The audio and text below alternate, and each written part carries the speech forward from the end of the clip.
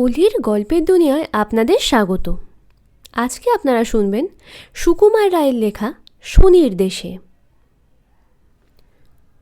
কেউ যদি বলে যে এই পৃথিবীর বাইরে যেখানে বলবে সেখানে নিয়ে তোমাদের তামাশা দেখিয়ে আনবে, তাহলে তোমরা কোথায় যেতে চাও? আমি জানি, সেরকম হলে আমি নিশ্চয়ই শনি গ্রহে যেতে চাইব। পৃথিবীর আকাশে আমরা শুধু চোখে যতটুকু দেখতে পাই তাতে মনে হয় যে সবচাইতে সুন্দর জিনিস হলো চাঁদ। সেখানে একবার যেতে পারলে আর কিছু না হোক, এই পৃথিবীকে কেমন মস্ত আর জমকালো চাঁদের মতো দেখায় সেটা নিশ্চয়ই একটা দেখবার মতো জিনিস। কিন্তু শনি গ্রহে যাবার পথে সেটা আমরা দেখে নিতে পারবো। যাক, মনে করো যেন শনি গ্রহে যাত্রা করাই স্থির হলো।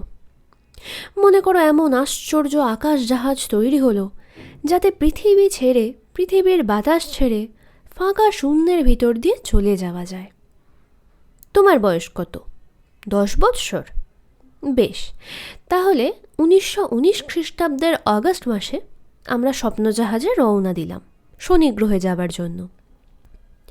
আমাদের জাহাজটা মনে করো খুব দ্রুত এরোপ্লেনের মতো ঘন্টায় 100 মাইল বা 125 মাইল করে চলে।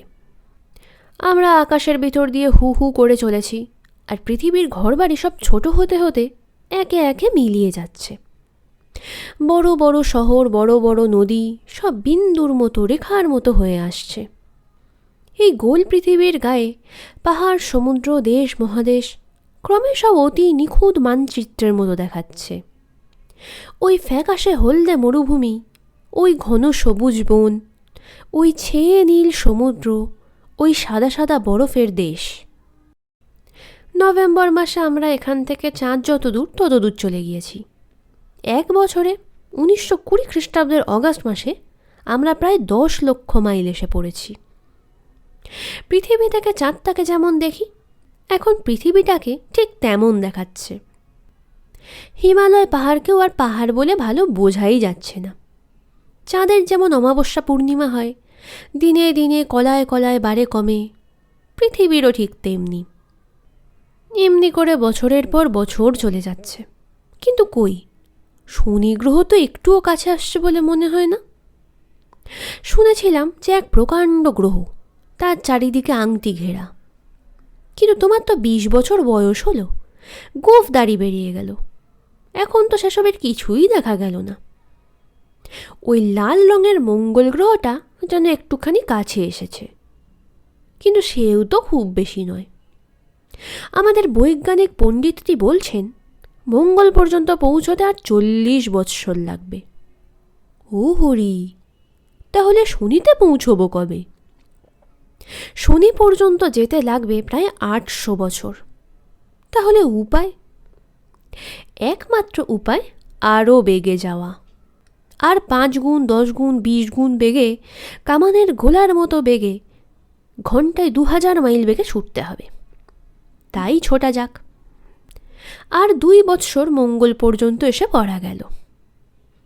ওখানে গিয়ে একবার নামলে মন্দ হতো না। ওই লম্বা লম্বা আঁচড়গুলো সত্যিকারের খাল কিনা, ওখানে সত্যি সত্যি বুদ্ধিমান জীব কেউ আছে কিনা একটিবার খবর নেওয়া যেত। কিন্তু আমাদের তো অত অবসর নেই। যেমনভাবে চলেছি এমনি করে চললেও শনিতে পৌঁছতে আর অন্তত 40 বৎসর লাগবে। সুতরাং সোজা চলতে থাকি। মঙ্গলের পথ পার হয়ে এখন বৃহস্পতির দিকে চলেছি। মাঝে মাঝে ছোট বড় গোলার মতো ওগুলো কি সামনে দিয়ে হুশ করে ছুটে পালাচ্ছে। কোনোটা 10 মাইল, 20 মাইল, কোনোটা 100 মাইল বা 200 মাইল চওড়া, আবার কোনোটা ছোটোখাটো ঢিপির মতো বড়, কোনোটা সামান্য গুলি গোলার মতো। এরা সবাই গ্রহ। যে নিয়মে বড় বড় গ্রহেরা সূর্যের চারিদিকে চক্র দিয়ে ঘোরে, এরাও প্রত্যেকেই, এমনকি যেগুলি ধূলিকণার মতো ছোট, সেগুলিও ঠিক সেই নিয়মেই নিজের নিজের পথে নিজের নিজের তাল বজায় রেখে সূর্যের চারিদিকে ঘুরে বেড়ায়। এমনি করে ছুটতে ছুটতে আরও 10 বৎসর কেটে গেল। ছোট ছোট গ্রহগুলোকে আর যেন দেখাই যায় না। পৃথিবী সূর্যের আশেপাশে মিটমিট হয়ে জ্বলছে। সূর্যও দেখতে অনেকখানি ছোট্ট হয়ে গেছে। সেই পৃথিবীর সূর্য আর এই সূর্য যেন ফুটবলটার কাছে একটা ক্রিকেট বল। ক্রমে আর 8-10 বছর ছুটে গ্রহরাজ বৃহস্পতির চক্রপথের সীমানায় হাজির হওয়া গেল। কোথায় পৃথিবী আর কোথায় বৃহস্পতি? 365 দিনে পৃথিবীর 1 বৎসর, কিন্তু বৃহস্পতি যে প্রকাণ্ড পথে সূর্যকে প্রদক্ষিণ করে, সেই পথে একেবারে পাড়ি দিতে প্রায় তার 12 বৎসর সময় লাগে। ধোঁয়ায় ঢাকা প্রকাণ্ড শরীর, তার মধ্যে হাজারখানেক পৃথিবীকে অনায়াসে পুড়ে রাখা যায়। অথচ এই বিপুল দেহ নিয়ে গ্রহরাজকে লাঠিমের মতো ঘোরপাক খেতে হচ্ছে। এই কাজটি করতে পৃথিবীর 24 ঘন্টা সময় লাগে, কিন্তু বৃহস্পতির 10 ঘন্টাও লাগে না। বৃহস্পতির চারিদিকে 7-8টি চাঁদ, তার মধ্যে 4টি বেশ বড়, 3টে আমাদের চাঁদের চাইতেও বড়। বৃহস্পতির এলাকা পার হয়েছি। শনির আলো ক্রমে আরও উজ্জ্বল হয়ে আসছে। ক্রমে স্পষ্ট বোঝা যাচ্ছে যে তার চেহারাটা ঠিক অন্য গ্রহের মতো নয়। মনে হয় কেমন যেন লম্বাটে মতন দুপাশে যেন কি বেরিয়ে আছে। আর কাছে গিয়ে দেখো, তার গায়ের চমৎকার আংটিটা ক্রমে পরিষ্কার হয়ে উঠছে। পৃথিবী থেকে ছোটোখাটো দূরবীন দিয়ে যেমন দেখেছি, এখন শুধু চোখেই সেই রকম দেখতে পাচ্ছি। আংটিটা বাসনের কানার মতো, উকিলের সামলার ঘেরের মতো, খুব পাতলা আর চওড়া। শনি গ্রহকে আমরা যে দেখি, সব সময় ঠিক এরকম দেখি না। কখনো একটু উঁচু থেকে, কখনো একটু নিচু থেকে, কখনো আংটির ওপর দিকটা, কখনো তার তলাটা, কখনো সামনে ঝোঁকা, কখনো পিছনে হেলানো। যখন ঠিক খাড়াভাবে আংটির কিনারা থেকে দেখি, তখন আংটিটাকে দেখি সরু একটু রেখার মতো, এত সরু যে খুব বড় দূরবীন না হলে দেখাই যায় না। প্রায় 40 বৎসর হলো আমরা পৃথিবী ছেড়েছি। এখন আর 8-10 বৎসর গেলে আমরা শনিতে পৌঁছব। ততদিনে তোমার চুল, দাড়ি, গোঁ সব পেকে যাবে, তুমি 60 বছরের বুড়ো হয়ে যাবে। শনিকে অনেকখানি ডাইনে রেখে আমরা ছুটে চলেছি। শনিও ঘুরতে ঘুরতে এগিয়ে ওই বাঁয়ের দিকে ছুটে আসছে। আর কয়েক বৎসর পর সে ঠিক আমাদের সামনে এসে হাজির হবে। সেও কিনা সূর্যের প্রজা, কাজেই সূর্যের চারিদিকে তাকেও প্রদক্ষিণ করতে হয়। কিন্তু আমাদের 29টা বছরেও তার একটা পাক পুরো হয় না। যাক, এতদিনে পথের শেষ হয়েছে, আমরা শনি গ্রহের ওপরে এসে পৌঁছেছি। আংটিটার দিকে একবার তাকিয়ে দেখো, আকাশের ওপর দিয়ে পূর্ব থেকে পশ্চিম পর্যন্ত যেন আলোর খিলান গেঁথে দিয়েছে।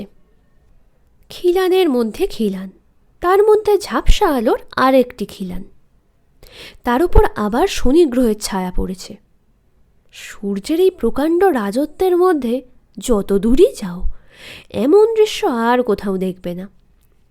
আমাদের পৃথিবীর দূরবীনের দৃষ্টি যত দূর পর্যন্ত যায়, এমন জিনিস আর দ্বিতীয় কোথাও পাওয়া যায়নি। আকাশে কত চাঁদ, একটি নয়, দুটি নয়, একেবারে 8-10টা চাঁদ, ছোট বড় মাঝারি নানা রকমের। 10.25 ঘন্টা এখানকার দিন রাত, ঘুমের পক্ষে ভারী অসুবিধা। দিনটাও তেমনি। পৃথিবীর রোদ এখানকার চাইতে 100 গুণ কড়া। পৃথিবী থেকে সূর্যকে যদি চায়ের পিরিচের মতো দেখায়, তবে এখান থেকে তাকে দেখায় যেন আধুলিটার মতন। যখন তখন সূর্যগ্রহণ আর চন্দ্রগ্রহণ তো লেগেই আছে, তার উপর আবার থেকে থেকে চাঁদে চাঁদেও গ্রহণ লেগে যায়। এক চাঁদ আরেক চাঁদকে ঢেকে ফেলে। এখানকার জন্য যদি পঞ্জিকা তৈরি করতে হয়, তবে তার মধ্যে পৃষ্ঠার পর পৃষ্ঠা কেবল গ্রহণের হিসেব লিখতেই কেটে যাবে। আংটিগুলি যেন অসংখ্য চাঁদের বাঁক, ছোট ছোট ঢিপির মতো, পাথরের ভেলার মতো, কাঁকড়ের কুচির মতো। লক্ষ লক্ষ কোটি কোটি চাঁদ কেউ কারো গায়ে ঠেকে না। আশ্চর্য নিয়মে প্রত্যেকে নিজের পথে শনিকে প্রদক্ষিণ করছে, আর সমস্তে মিলে আশ্চর্য সুন্দর আংটির মতো চেহারা হয়েছে। এখন অসুবিধার কথাটাও একটু ভাবা উচিত। গরম বাতাস আর ধোঁয়ার ঝড় তো এখানে আছেই, তার উপরে সবচাইতে অসুবিধা, এখানে দাঁড়াবার মতো ডাঙা পাবার জো নেই। ডাঙা খুঁজতে গেলে অনেক হাজার মাইল গভীর গরম ধোঁয়াটে মেঘের সমুদ্রের মধ্যে ডুব দিতে হবে, সেই মেঘের মধ্যে জীবজন্তুকেও বাঁচতে পারে কিনা খুবই সন্দেহ। সুতরাং এখন ফিরবার উপায় দেখতে হবে। এসেছিলাম কামানের গোলার মতন বেগে, কিন্তু তার চাইতেও তাড়াতাড়ি চলা যায় কি? আলো চলে সব চাইতে তাড়াতাড়ি, প্রতি সেকেন্ডে প্রায় 1,90,000 মাইল। তাহলে সেই রকম বেগে আলোর সওয়ার হয়ে ছোটা যাক। পৃথিবীতে পৌঁছতে কতক্ষণ লাগবে? 1 ঘন্টা 20 মিনিট। গল্পটি ভালো লেগে থাকলে ভিডিওটিতে একটি লাইক করতে ভুলবেন না এবং বাংলা সাহিত্যের আরও গল্প শোনার জন্য চ্যানেলটি সাবস্ক্রাইব করে দেবেন।